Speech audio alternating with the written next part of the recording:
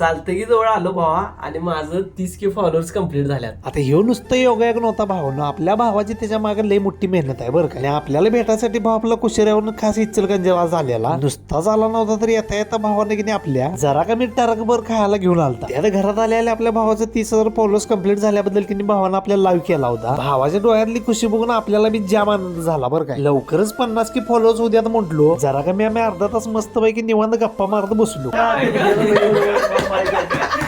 तुमचे पाहुणे आहेत का कोण? अरे बाबा पाहुणे नाही तुमच्यासारखे ती पण फॉलोअर्स. असंच चेष्टा मस्करीने बोलता बोलता वेळ केव्हा निघून गेला आम्हाला कळालंच नाही. प्रवास एक लईच लांबचा असल्यामुळं सोहेलबाई म्हटलं आता मी निघतो.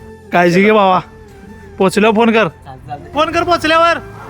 आपला भाऊ आपल्याला कुशिरेवरनं भेटायला आलता खास आता आपण पण आपल्यासाठी. आता जाऊया आपण पण आपल्या कामाला. आपल्या दोस्ताला टाटा बाय बाय करून नाही की नाही, घरातलं सगळं आवरून मी आलो कामावर. त्यात आपल्याला आज ढीगभर वेल्डिंग मारायचं होतं, त्यामुळे आल्या वेळ न घालता डायरेक्ट कामाला सुरुवात केलो. तसं कामावर यायला आपल्याला बराच वेळ झाला होता. काम करत करतच आपल्या बारीक मध्ये गँगचा व्हिडिओ मारलो. उरलेल्या वेळेचा पुरेपूर फायदा घेऊन आहे की नाही सगळं काम सपून टाकलं. तरी पण हत्ती गेला आणि शेपूट राहिला असं म्हणतच की नाही थोडंफार वेल्डिंग काम शिल्लक राहिले. ते आता भावानं बघायचं उद्याच्या ब्लॉग मध्ये. भेटूया लवकरच नवीन व्हिडिओ सोबत भावानं. तोपर्यंत काळजी घ्या.